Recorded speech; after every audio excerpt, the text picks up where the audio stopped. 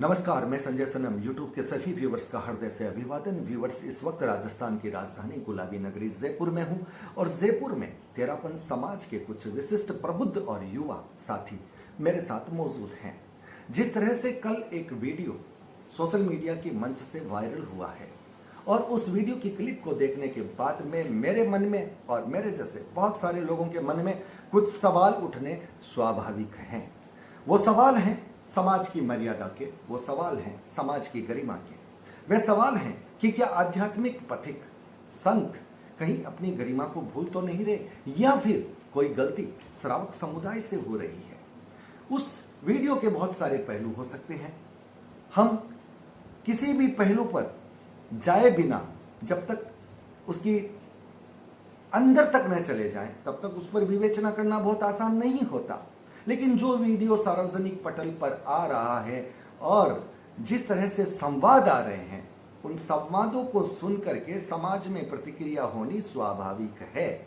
और इसी प्रतिक्रिया के दौर में आज हम गुलाबी नगरी जयपुर में, और जयपुर में हमारे साथ समाज का जाना पहचाना नाम, अपनी वाक्पटुता से, अपनी कलम से विसंगतियों पर बोलने वाला और आस्था और श्रद्धा के साथ अपनी बात को कहने वाला आलोक हीरावत जैन साहब हमारे साथ हैं। हमारे साथ एक और युवा नाम श्रीमान राकेश बेंगानी जी, वो हमारे साथ हैं। और हमारे साथ श्रीमान दानमल जी सिंदर साहब हमारे साथ मौजूद हैं। तो व्यूअर्स, चलते हैं। चलने से पहले एक छोटी सी बात आपको निवेदन करना चाहता हूं। आप ये न सोचिएगा कि हम कोई तिल का ताल करने के लिए आए हैं। आप ये भी न सोचिएगा कि हम कोई विरोध के स्वर पैदा करने के लिए आए हैं। ये जरूर सोचिएगा कि अगर कहीं विसंगतियों की बात आ रही है, अगर कहीं मर्यादाओं की बात आ रही है, अगर कहीं गरिमा पर आंच लग रही है, तो निश्चित रूप से मेरा, आपका, सबका यह दायित्व बनता है कि उस विसंगति को देखें और जरूरत के आधार पर झाड़ा पोंछा कर दें ताकि वो फिर नजर नहीं आए। तो चलिए चलते हैं। और सबसे पहले मैं अपने अतिथियों से ही अब इस संवाद को आगे बढ़ाता हूं और सबसे पहले मैं आलोक हीरावत को लेता हूं, क्योंकि शुरुआत जब अच्छी हो जाए और गंभीरता के साथ, तर्क के साथ हो जाए तो हमारे जो दूसरे अतिथि हैं उनको भी एक आधार मिल जाएगा बोलने का, अपनी बात रखने का। आलोक हीरावत जी, सबसे पहला सवाल, आपने भी उस वीडियो को देखा? बिल्कुल देखा, गंभीरता से देखा, 4 बार देखा। आपके मन में भी कुछ विचार आया? निश्चित रूप से। चलिए आज समाज के पटल पर रख दीजिए। मैं सबसे पहले YouTube के माध्यम से मैं श्री जैन श्वेतांबर तेरापंथी का आराध्य देव आचार्य श्री भिक्षु को नमन करता हूँ। परम श्रद्धेय आचार्य श्री महासमझ जी को भक्ति भाव से वंदना करता हूँ। मैं ये स्पष्ट कर दूं, जैसा कि हमारे एंकर महोदय ने भी स्पष्ट किया है कि हमारे बोलने का मतलब ये कतई न निकाले कि हम कोई धर्म संघ के खिलाफ बोल रहे हैं। मेरे साथ बैठे हुए व्यूअर्स और हम सबका एकमात्र उद्देश्य है कि अगर धर्म संघ में कोई विसंगतियां आ गई है तो उसे हम दूर करने के लिए अपनी अगर कोई भूमिका सोशल मीडिया के माध्यम से निभा सकते हैं तो उसका एक छोटा सा प्रयास हम करें। जैसे ये कल वीडियो, जैसा कि आप लोगों को बता दूं, हिंदुस्तान के जितने भी अभी बड़े बड़े ग्रुप हैं सोशल मीडिया में अपने तेरापन समाज के, जिसमें केवल तेरापन समाज के लोग ही मेंबर हैं, वो चाहे हैदराबाद से हो, वो चाहे चेन्नई से हो, वो चाहे बेंगलोर से हो, वो चाहे कलकत्ता से हो और वो चाहे से और अन्य जगह से बने हुए, उन सभी ग्रुपों में मेरी सहभागिता रहती है। उन सभी ग्रुपों में जब ये वीडियो को देखा तो एक बार तो इस वीडियो के चित्रण पे मुझे विश्वास नहीं हुआ। इसलिए मैंने अपना दायित्व समझा कि पहले इसकी हकीकत तक, इसकी जड़ तक जाया जाए, उसके बाद में कोई प्रतिक्रिया व्यक्त की जाए, क्योंकि सोशल मीडिया में तो 1 घंटे के अंदर अंदर ही पूरे भारतवर्ष में इसकी कड़ी प्रतिक्रियाएं देखने को मिल रही थी। मैंने सीधा सीधा संवाद किया अपने सोर्स से। कमल जी आछा, जिस मुनि को लेकर यह घटना हुई थी, उनके पिता, संचार पक्ष के पिता कमल जी आछा जो चेन्नई में रहते हैं, उनका मैंने नंबर लिया और सीधा मैंने उनसे संवाद किया। मुझे जान के बड़ी अच्छी प्रसन्नता हुई कि जैसे ही मैंने उनसे अपना परिचय दिया, उन्होंने कहा, आलोक जी आपको कौन नहीं जानता है, आप जिस तरह सोशल मीडिया में प्रखरता से लिखते हैं, निष्पक्ष और तटस्थ भाव से लिखते हैं, मैं आपसे परिचित हूँ। उनसे मैंने पूरी घटना की जानकारी करी। मैंने कहा आप समाज के झगड़े को सड़क पर लेकर क्यों आ गए? मैंने सबसे पहला दोष उन्हीं को दिया। ऐसी क्या परिस्थितियां बन गई कि एक हाईवे के ऊपर आपको इस तरह का झगड़ा होना पड़ा और ये वीडियो है जो पूरे समाज में गया। ठीक है। उन्होंने मुझे जानकारी दी कि आलोक जी आपको पता ही होगा इनकी दीक्षा हुई थी। मैं कहा मेरी भी जानकारी में बड़ी अच्छी बाल दीक्षा उस समय हुई थी। और इनको लगभग 1 साल तक शायद गुरुकुलवास में रहे थे। उसके बाद में दूसरे संतों के साथ में इनका विहार कर दिया था।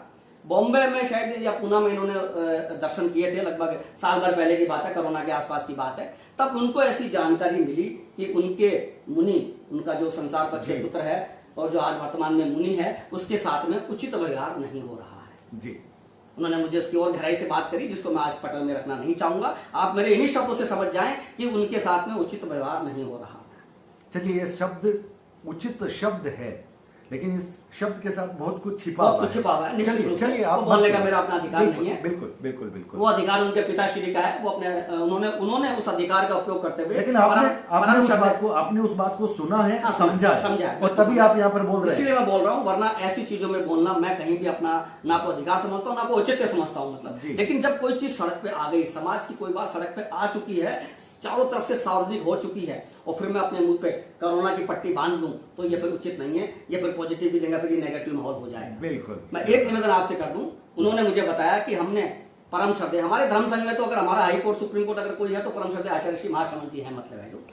और बहुत से लोग आजकल कहते हैं कि समस्याओं के वहां समाधान नहीं होती है, बात की वहां सुनवाई नहीं होती है, जो क्या नाम से, ये आरोप तो भारत के सुप्रीम कोर्ट के लिए भी लगते आए हैं, मतलब जो क्या नाम से। लेकिन आज भी न्याय मिलता है, और मुझे आज भी आशा है, विश्वास है कि परम श्रद्धेय आचार्य श्री के यहाँ न्याय मिलेगा। और पर्टिकुलर इस केस में, क्योंकि वो उनके गुरुकुल का शिष्य है, अगर ये कोई सामाजिक मुद्दा होता, जैसा कि आपको पता है, मैंने कई सामाजिक इंटरव्यू में अपनी बात को खुल के रखा है, उसमें नहीं मिला समाधान, नहीं मिला निश्चित रूप से। लेकिन इसलिए आपके इस कथन से मुझे आपत्ति है, लेकिन भारत का संविधान सबकी अभिव्यक्ति की स्वतंत्रता का अधिकार देता है, इसलिए मैं चुप हूं। लेकिन मेरा ऐसा मानना है कि उन सब सामाजिक प्रकरणों में मैं सीधा परम श्रद्धेय आचार्य श्री को इन्वॉल्व नहीं मानता हूँ। लोग कहते हैं कि बहुत अच्छी बात, आपने बहुत अच्छी बात कही। मैं नहीं मानता हूँ, बहुत अच्छी बात, वो हमारे सामाजिक झगड़े हैं, जो क्या नाम है, नहीं मानता हूँ। हाँ, इसका मतलब उनको इन्वॉल्व नहीं है, या इन्वॉल्व नहीं होना चाहिए, नहीं है। लेकिन अगर दोनों बातें गई, हाँ, लेकिन मैं अगर उनके पास किसी मार्गदर्शन के लिए जाता हूँ, वो मेरा अपना अधिकार है। बिल्कुल। भले ही वो मुद्दा उनसे जुड़ा हुआ नहीं हो, लेकिन अगर धर्म संघ से जुड़ा हुआ है, वो चाहे सिरियारी का मुद्दा हो, वो चाहे और कहीं का भी मुद्दा हो, वहां मुझे परम श्रद्धेय गुरुदेव के पास जाने का मैं अपना अधिकार समझता हूँ। उनका इन्वॉल्वमेंट में नहीं मानता हूँ, जो क्या नाम से, इसमें कोई दो राय नहीं है। इवन बैंगलोर में जब महासभा की साधारण सभा हुई थी, किसी मुद्दे को लेकर मैं भी वहां उपस्थित हुआ था, मैंने वहां आचार्य श्री से कोई चर्चा नहीं की, दर्शन और मंगल पाठ सुने, मैंने अपनी बात वहां साधारण सदन में रखी है, जो क्या नाम से। मुझे वहां क्या मिला नहीं मिला वो एक अलग सब्जेक्ट है। इसका मतलब, हालांकि बात थोड़ी सी घूम रही है, लेकिन सामाजिक परिदृश्य में है, इसलिए उस बात पर जाना मैं भी उचित समझता हूं। आप इन्वॉल्वमेंट नहीं मानते, इन्वॉल्वमेंट नहीं है, इसका मतलब फिर है कुछ लोग उनको इन्वॉल्व कर रहे हैं या फिर उनका नाम ले रहे हैं। दोनों में से एक बात हो रही है, मानता हूँ इस बात को। दोनों में से उनका हो सकता है कहीं दुरुपयोग हो रहा हो, लेकिन मैं अपनी सहभक्ति भावना से परम श्रद्धेय आचार्य श्री को सामाजिक संस्थाओं के क्षेत्र में इन्वॉल्वमेंट में नहीं मानता हूँ। अगर उनके और कोई तिगड़ी चौकड़ी पंचौकड़ी कुछ कर रही है, तो उसकी जिम्मेदारी मैं अपनी मानता हूँ, समाज की कमजोरी मानता हूँ कि वो उनके प्रश्न में, उनके माध्यम से अगर कुछ हो रहा है तो। मैं अपनी मूल बात पे आता हूँ, पुनः जो क्या नाम से, जब मेरी कमल आचार्य जी से सारी डिटेल में बात हुई, उसके बाद मैंने भी सोशल मीडिया में अपने विचार किए। अब मैं आपके माध्यम से एक बात कहना चाहता हूँ जी, स्वागत। ये जो सारा प्रकरण हुआ, उसमें जब परम श्रद्धेय आचार्य श्री को निवेदन कर दिया गया था, और अभी मुझे कमल जी आचार्य से सुन के बड़ा आश्चर्य हुआ कि अभी मर्यादा महोत्सव पे अपने रायपुर में भी 3 दिन तक वो परिवार वहीं था, और उन्होंने वहां पे निवेदन किया था कि इस तरह की बातें हो रही है, लेकिन उन्हें समाधान नहीं मिला। वो उन्होंने जैसा बताया कि हमें वहां समाधान नहीं मिला, इसलिए हमें जो क्या नाम से हमारे बच्चे को लेने का प्रयास करना पड़ा। हमारा एकमात्र उद्देश्य था उस बच्चे को ले जाके परम श्रद्धेय आचार्य जी के सामने खड़ा कर देना, ताकि वहां हमें न्याय मिल सके। और मेरे पास जो खबर है उसमें उन्होंने श्रावक समुदाय से भी कहकर के वहां पे गए हैं, ऐसा भी बताया जा रहा है। सोशल मीडिया में बहुत तरह की बातें आ रही हैं। मैं एक बात जरूर कहूंगा, सोशल मीडिया में हर आदमी अपने अपने इंटरप्रिटेशन से बिल्कुल, और बात कहीं ना कहीं घूम जाती है। कुछ लोग अपना पुराना हिसाब किताब भी निकालने लग जाते हैं, उनको एक माध्यम मिल जाता है, मतलब हवन में अपना जो कहावत है, आग में घी डाल दो तो ताकि वो और भड़क जाए। एक बात मैं अपने व्यूअर्स को बता दूं, और केंद्र में या कहीं भी बैठे उन लोगों में से बता दूं, आलोक हिरावत उन लोगों में से नहीं है। ये धर्म संघ मेरा है, अगर उसके हवन में किसी में आग ने घी डालने के प्रयास किया, तो मैं वो प्रयास भी उसको नहीं, वो भी सफल नहीं हो सकता, बात नहीं हो सकती है। और अगर कोई विसंगतियों का कचरा ढेलने की कोशिश की, तो वो भी स्वीकार्य नहीं, वो भी स्वीकार नहीं है। और आगे की बात मैं पूरी करूं, उसके बाद में हमने सोशल मीडिया में भी इस बात को लिखा। अब मेरा जो आपके माध्यम से ये कहना है कि अगर इस तरह की समस्याएं इस स्तर तक पहुंच जाती है, जबकि पहले नीचे से स्तर पर प्रयास किया गया, आगे तक प्रयास किया गया। समस्याओं के जब समाधान नहीं मिलते हैं तब वो सड़कों पे जाती है और तब समाज का मजाक उठता है। मैं अभी भी ये चाहूंगा कि इस तरह की और ऐसी कई समस्याएं हैं जिनके समाधान समय रहते कर दिए जाएं, ताकि ये एक घटना जो 200 फुट बाईपास पे हुई है, अगली बार फिर और कोई घटना दुर्घटना 200 फुट बाईपास पे न हो। आलोक जी, आपने एक बात कही कि न्याय मिलता है, मुझे आशा है। मैं आपकी आस्था को प्रणाम करता हूं, आपकी आस्था पर सवाल नहीं करता। आपने कहा कि वो परिवार 3 दिन तक वहां पे था, उन्होंने निवेदन किया, उससे पहले भी निवेदन किया। आपने कहा कि ये तो गुरुकुल की बात है, इसलिए वो इस विषय का तो परिणाम आएगा ही आएगा। मेरा सवाल ये है, बहुत सारे सामाजिक मुद्दे अभी भी पटल पर उलझे हुए हैं, अदालतों में पड़े हैं, और एक मुद्दा और आ गया। कब तक आप मुद्दे दर मुद्दे, कतार दर कतार रेल चलाते रहोगे? समाधान क्यों नहीं होगा? मैं निश्चित रूप से इस दुर्घटना के माध्यम से मेरे सभी समाज के सम्मानित पदाधिकारियों से, केंद्र के पर्यवेक्षकों से, केंद्र के प्रभारियों से हाथ जोड़ के करबद्ध निवेदन करता हूं कि और जो प्रकरण चल रहे हैं उनका भी निष्पादन इस तरह 200 फुट हाईवे पे न हो, उसका निष्पादन घर पे बैठ के, परिवार के साथ बैठ के कर ले। ये मैंने पहले भी कई बार कहा है, आज पुनः यह निवेदन कर रहा हूं कि ऐसी नौबत न आने दें कि हमारा मजाक पूरा सोशल मीडिया के अंदर उड़े। ऐसा हम काम न करें। और एक बात और कहना चाहूंगा, जैसे ये घटना हुई, इसका प्रचार कहीं कहीं दुष्प्रचार जब सब जगह होने लगा, तो जैसे राजनीतिक पार्टियों में हम देखते हैं कि दूसरा पक्ष भी अपनी तरफ से क्या नाम से चीजें भेजना शुरू कर एक पत्र आया सर, मैं उसी पे आ रहा था। जब ये सब कुछ कल चल रहा था तो अचानक एक पत्र हमारे पास में आया जिसमें कहा गया था कि उस परिवार ने माफी मांगी, सूरत के नजदीक जहां ये घटना हुई थी वहां के थाने में जाके और वहां के थानेदार को लेटर देके वहां माफी मांगी। आप भी देखिए हम किस स्तर पे जा रहे हैं। मतलब उस राजनीतिक ड्रामा करने वाले व्यक्तियों ने उस ड्रामे को रचा, तो कम से कम ढंग से तो करो। राजनीति भी अगर आज लोग करते हैं तो कम से कम उसका एक स्तर होता है, स्तर होता है, वो लेटर पूरी तैयारी होती वो है। जब लेटर हमारे पास में आया तो उस लेटर को जब हमने बड़े ध्यान से पढ़ा तो मुझे व्यक्ति से एहसास हो गया था कि ये लेटर ओरिजिनल नहीं है। लेकिन चूंकि वो तो 1 घंटे में पूरे हिंदुस्तान के सोशल मीडिया में चला गया था तो, और वो लेटर ये साबित कर रहा था कि उस परिवार ने माफी मांग ली है। इसका मतलब उस परिवार ने गलती की है। बिल्कुल बिल्कुल। हमने फिर पुनः सीधा हमने कमल जी आशा सिंह से फोन मिलाया। मेरा सौभाग्य मानता हूँ ये इतने व्यस्त, क्योंकि कल तो उनके पास फोनों की कतार लगी हुई थी, जो क्या नाम से, मेरी भी 2 बार बात हुई थी। उन्होंने फोन उठाया, फोन उठा के मैंने उनसे पूछा, बोले आलोक जी उस लेटर को ना तो हमने लिखा है ना हमारे हस्ताक्षर। मैंने कहा साहब ये तो संभव ही नहीं हो सकता, लेटर आया उसमें नीचे आपका वो नाम भी लिखे हुए, सब कुछ लिखा हुआ है। बोले उसमें हमारा नहीं है। तो मैंने उनसे कहा कि ये लेटर मैं आपको भेज रहा हूँ सोशल मीडिया में, मेरे पर्सनल व्हाट्सएप से, आप इसमें इसका खंडन करोगे ताकि मैं संतुष्ट हो सकूं, क्योंकि ये तो अपने आप में बहुत बड़ा क्राइम ऑफ ऑफेंस हो गया। मतलब कि हम षड्यंत्र इस स्तर तक रच रहे हैं जी। अब मैं आपको पुनः कह दूं वो षड्यंत्र रचने वाले कौन होंगे इसके पर मैं कोई भी बात नहीं कह सकता हूं। लेकिन थोड़ी देर बाद ही आशा जी ने सोशल मीडिया में खंडन कर दिया कि इस लेटर में हमारे साइन नहीं है। ये सबसे बड़ी विसंगति है। इन विसंगतियों को आप दूर करें, ये अत्यंत आवश्यक है, अन्यथा फिर 200 फुट हाईवे पे कोई कांड हो जाएगा। आलोक जी, मेरा सवाल ये बनता है कि जैन समाज में हम अक्सर ये चर्चा करते हैं कि जैन समाज में, हमारे समाज में कोई राजनीतिक शख्सियत राजनीतिक पार्टियों से जनप्रतिनिधि के रूप में नहीं आ रहे। इस बात पर हम अक्सर खेद प्रकट करते हैं, लेकिन देखिए हमारे समाज में कितने राजनीतिक लोग हैं। घटना होते ही उस घटना को ढकने के लिए कितनी सुंदर साजिश करते हैं, हालांकि वो चलती नहीं है, पोल खुल जाती है। ये बात की बात है। चलिए आज हम हमारे साथ जुड़ रहे हैं राकेश बेंगानी जी जयपुर से। राकेश जी, आप युवा हैं, आपने भी इस पूरे घटनाक्रम को सुना है। उस घटनाक्रम को दोहरा करके मैं समय बर्बाद नहीं करना चाहता, सीधे सीधे आता हूं, आपका मन क्या कहता है, आप क्या संदेश देना चाहते हैं? कथाकथित कल जो वीडियो आया जी सोशल मीडिया में, उसकी सत्यता प्रमाणिकता तो कुछ कहना तो अलग बात है। लेकिन एक चीज मुझे इसमें आता है कि एक छोटे बच्चों को अगर दीक्षा दी जा रही है, उसके साथ दुर्व्यवहार हो रहा है, वो कहीं ना कहीं अभी चिंतन का विषय आ गया कि इस उम्र में अगर दीक्षा दी जा रही है तो कहीं सही है क्या? एक जमाना था, एक युग था जब छोटी दीक्षा हुआ करती थी। आज ये 21वीं युग जो सदी है और एडवांस सदी चल रही है जिसे कह सकते हैं, उस युग में इस तरह के दीक्षा देते हैं तो कहीं ना कहीं इस पर चिंतन करना चाहिए और कहीं भी इस पर सोच के एक एज डिफाइन होनी चाहिए कि इस एज के बाद की जाए। दूसरे कल जो घटना हुई है इस केस में ये बच्चा नाबालिग है, मारपीट का केस होता है, दर्ज होता है, तो फिर ये अगर धर्म संघ के लिए भी एक बड़ी क्षति का विषय हो सकता है कि नाबालिग उसके बाद दीक्षा ये एक अलग मैटर है। लेकिन नाबालिग पर हाथ उठा के अगर कहीं झगड़ा हुआ या उसको बंद करके रखा गया तो ये क्रिमिनल केस बन सकता है जी। जैसे बताएं कि कोर्ट में, पुलिस थाने में भी केस फॉल्स है या सत्य है, ये तो कोई नहीं जानता, लेकिन अगर ये जाता है उसमें भी कुछ रिएक्शन हो सकते हैं जो समाज के लिए खराब हो सकता है, समाज और धर्म संघ के लिए बहुत गलत रिफ्लेक्शन कर सकता है। उस वीडियो क्लिप का जो दृश्य आपने देखा, उस दृश्य को देख करके आपके मन में क्या भाव आया, मैं उस पर जाना चाहता हूं।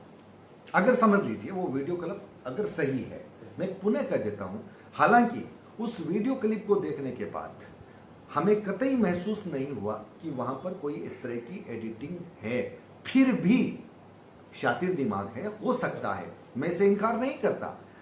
अगर एडिटिंग है तब तो हम जो बात कर रहे हैं उस बात का कोई औचित्य नहीं है, बात यहीं पे खत्म।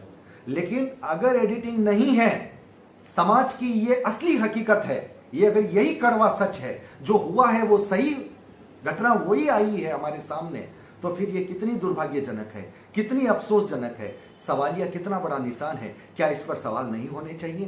क्या समाज के लोगों को इसका जवाब नहीं देना चाहिए? घटना के जो मारपीट हुई है अगर, तो ये श्राव समाज और संघ के लिए, दोनों के लिए ही निंदनीय का विषय है।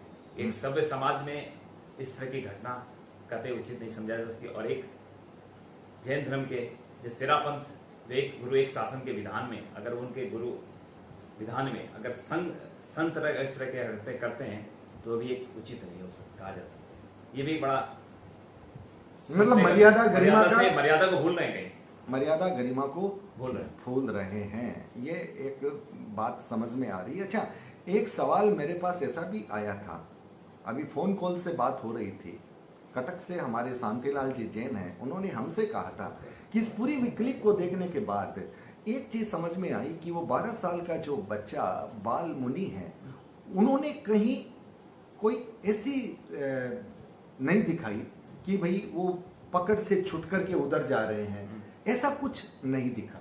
ये भी मुझे लगता है एक पॉइंट है। आखिर बात क्या है, वो मुनि दबाव में है या फिर वो मुनि उन संतों के पास ही रहना चाहते हैं? दो में से कोई बात तो हो सकती है। तो सबसे बेस्ट है कि इसमें एक कमेटी बनी जो पुरस्कार निष्कारण करे, आचार्य श्री इस पे ध्यान दे और पूरी कमेटी, अलग कमेटी बनाए जो इस सभा संस्था से जुड़े हुए लोग नहीं होने चाहिए, तो फिर वही लिपापोती होगी। बहुत बड़ी बात आपने कह दी कि वे लोग नहीं होने चाहिए। देखिए तो फिर वो लिपापोती होगी। ये देखिए, वे ये एक संकेत है। एक रोड पे जब लड़ाई आ गई चलते हुए, जी इसी विषय पे मैं एक बात निवेदन करना चाहूंगा कि मैंने भी जब उनके पिताश्री से पूछा तो उन्होंने भी मुझे यही निवेदन किया कि आलोक जी, जिनके लिए हमने शिकायत करी है, जिस कोतवाल के लिए हम शिकायत कर रहे हैं और उसी कोतवाल के जिम्मे हमारे बच्चे को वापस दे दिया गया है, तो वो बच्चा वहां कैसे सुरक्षित रह सकेगा, अपना बयान कैसे दे सकेगा। हम बार बार यही निवेदन कर रहे हैं कि एक बार श्रद्धेय आचार्य श्री के समक्ष हम उसको खड़ा कर दें और फिर बच्चे की भावना से आचार्य श्री परिचित हो जाएं और उसके बाद में जो आगे का निर्णय किया जाए, जिसके लिए हम संसार पक्ष पिता माता ऑब्जेक्शन कर रहे हैं। कम से कम और किसी को तो अधिकार नहीं है, हमें तो ये अधिकार है। जब हमें हमारे पुत्र के माध्यम से ये बात मालूम चली तो कम से कम उन्हीं के पास तो नहीं छोड़ा जाए, उनको हकीका नाम से जिनके लिए हमने शिकायत करी, उन्हीं के पास उस व्यक्ति को अगर छोड़ दिया गया है तो वो वहां अपना कैसे तो बयान दे पाएगा, कैसे अपनी वो बात रख पाएगा, कैसे अपनी बात को बता पाएगा। चलिए, ये भी एक जो पॉइंट है वो ये बात इस बात को दर्शाता है कि जिस चीज का दबाव उस बच्चे पर है और वही दबाव उस बच्चे का अगर संरक्षक है तो फिर बच्चा कहेगा तो किससे कहेगा। हमारे साथ दानमल जी, आपके मन में क्या आ रहा है उस क्लिप को देखने के बाद में? आपका मन कुछ कहता है? ये तेरापंथ धर्म संघ के लिए बहुत अच्छी बात नहीं है। एक तेरापंथ धर्म संघ हमारा ऐसा है जो एक गुरु एक विधान है, इसमें ये इस तरह की कार्रवाई नहीं होनी चाहिए। इस तरह की रोड पर ये जो कल दिखा है वीडियो में, ये इस तरह का होना नहीं चाहिए। ये शुभ चिंतक नहीं है, ये अच्छे लक्षण नहीं है। वो बात तो आपकी बिल्कुल सही है, लेकिन मेरा एक सवाल है आप सभी लोगों से। श्रावक गलती कर सकता है, लेकिन जो क्लिप में साधु का दृश्य दिखा, अगर वो मैं सही पकड़ पा रहा हूं, अगर आपने भी उसे उसी रूप में समझा है, तो मेरा आपसे सवाल है कि क्या जैन समाज का साधु, तेरापंथ धर्म संघ का साधु, क्या इस मर्यादा को तोड़ करके इतना आगे बढ़ सकता है? क्या ये उचित है? देखिए सर, अगर अपन पूर्णतः धर्म के हिसाब से, आगम के हिसाब से अगर अपन बात करें, तो शायद हो सकता है हमें ये पूर्णतः अनुचित लगे, लेकिन ऐसा लगता है कि दोनों पक्षों से जब कहीं भी झगड़ा या विवाद होता है, उस आवेश में, उस झगड़े में व्यक्ति को इस बात का पता नहीं चलता है कि वो क्या कर रहे हैं, क्या नहीं कर रहे हैं। इस पूरे वीडियो क्लिप को मैंने कई बार देखा, ये समझने का प्रयास किया कि किस पक्ष से गलती हुई, किससे नहीं। लेकिन ये बात निश्चित रूप से जो एक्शन वहां दिख रहा था, कम से कम संतों को, अगर उनको इतना लग रहा था कि बहुत एग्रेसिव मोड में ये इसको लेके भी जा रहे हैं, अगर ऐसी भी परिस्थिति बन रही थी, तो संत जीवन में इन चीजों का कोई महत्व नहीं है। ये कह देना कि उस बालक की, उस मुनि की रक्षा करना उन संतों का दायित्व था, ये बात भी सोशल मीडिया में कई लोगों द्वारा रखी जा रही है कि उन संतों का, उस मुनि की रक्षा करना उनका कर्तव्य था। लेकिन सवाल वहीं उठता है कि उसको लेने के लिए कौन आए थे? उसके संचार पक्ष के दादाजी, दादी जी या मम्मी, कोई लुटेरे गुंडे डाकू नहीं थे, वही थे। अगर स्थितियां बहुत ही गंभीर हो गई थी तो उन संतों को एक जैन धर्म और पर्टिकुलर तेरापन धर्म संघ का परिचय देते हुए उनको है जो उसको सपोर्ट कर देना चाहिए, और समाज के 4 आदमी को कह देना चाहिए आप इनके साथ जाइए और इनको आचार्य ऋषि के पास में ले जाइए। वहीं समस्या का समाधान हो जाता, ना तो वीडियो बनता, ना वायरल होता, ना पूरी दुनिया को घर की झगड़े की, घर की बात की, घर के विवाद का मालूम चलता। लोग हमसे कहते कि आप क्यों कूद गए? हम नहीं कूदे, मैं न तो वहां था, न मैंने कोई वीडियो बनाया, न मैं वहां मौजूद था। बिल्कुल, ऐसी घटनाएं बोलने के लिए मजबूर करके जी। जैसे अभी मालूम चले कि बहुत से विषय हैं जो अभी समाज में पेंडिंग है, कोई विषय पिछले 1 साल जो कोरोना काल गया है, ये उस समस्या का निवारण के लिए सबसे उपयुक्त साल मानता हूँ मैं। जो आज सब फ्री थे, किसी को कोई काम नहीं था, बैठ के जो पुरानी जितनी भी समस्या थी उसको सॉल्व कर सकते हैं। इससे बढ़िया शायद टाइम कभी फ्री का नहीं मिलता नहीं। राकेश जी, वो तो ऐसा है कि अगर वैचारिक मानसिकता ऐसी हो कि हमें समस्याओं को समाज की जाजम पर ही सलटाना है, तो कोरोना काल की भी आवश्यकता नहीं होती। नहीं, लेकिन वो बिना कोरोना काल के भी सलटाए जा सकते हैं। उपयुक्त समय मिला है। हाँ, नहीं, समय का अभाव नहीं है, हमारे लोगों के पास समय का अभाव नहीं है। जब उनके पास इतना समय है कि किसी घटना की लीपापोती के लिए वो फेक पत्र जारी कर सकते हैं, तो क्या समस्याओं का समाधान नहीं कर सकते आलोक जी?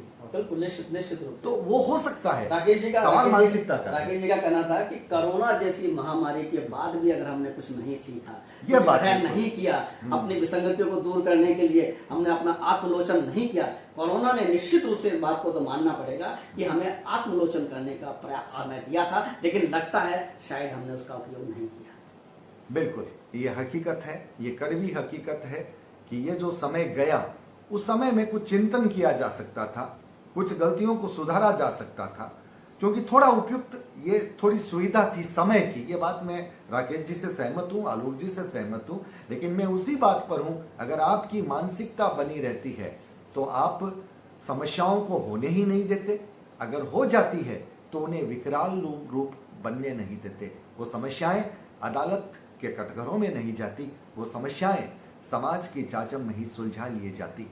लेकिन ये दुखद पक्ष है कि एक विवाद सलटता नहीं, दूसरा विवाद खड़ा हो जाता है।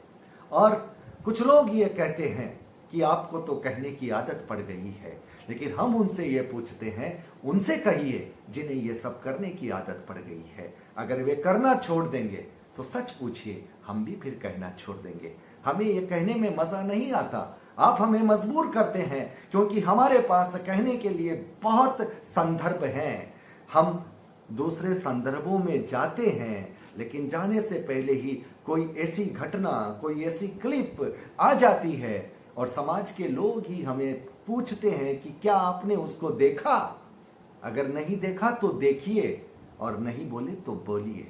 तब क्या करें साहब, पत्रकार भी हैं, कुछ मजबूरी भी है, कुछ दायित्व भी है, निभाने पड़ते हैं। एक बात मान लीजिएगा, हम पर ये इल्जाम गलत हैं कि हमारे तेवर बगावती हैं, लेकिन सच्चाई ये है कि ये जो माहौल आप दे रहे हैं वो माहौल ही ऐसा है। माहौल बदलिए, हमारी भाषा बदल जाएगी, हमारा अंदाज बदल जाएगा, आलोचना के स्वर नहीं होंगे, हम प्रशंसा करेंगे, हम प्रशंसा करना चाहते हैं, आप करने देना नहीं चाहते, हम क्या करें। तो आज के हमारे खास मेहमान थे आलोक हिरावत, राकेश मेंगानी जी और दानमल जी। दानमल जी किसी विशेष कार्य की वजह से बीच से निकल गए अपनी बात कह करके। व्यूअर्स, वीडियो को लाइक कीजिएगा, शेयर कीजिएगा, चैनल को अब तक सब्सक्राइब नहीं किया है तो सब्सक्राइब कीजिएगा, बेल बटन को दबा दीजिएगा। और हाँ, किसी भी समाज में इस तरह की घटनाएं होना अच्छी बात नहीं है। अगर हो जाती है तो उसमें सुधार करना आवश्यकता बनती है। लीपापोती करना अच्छी बात नहीं है। लीपापोती से बचिएगा, सुधार कीजिएगा। सुधार करने के बाद में फिर इतिहास अच्छा भी बनता है, फिर बातें अच्छी भी होती है। बहुत बहुत आभार, नमस्कार।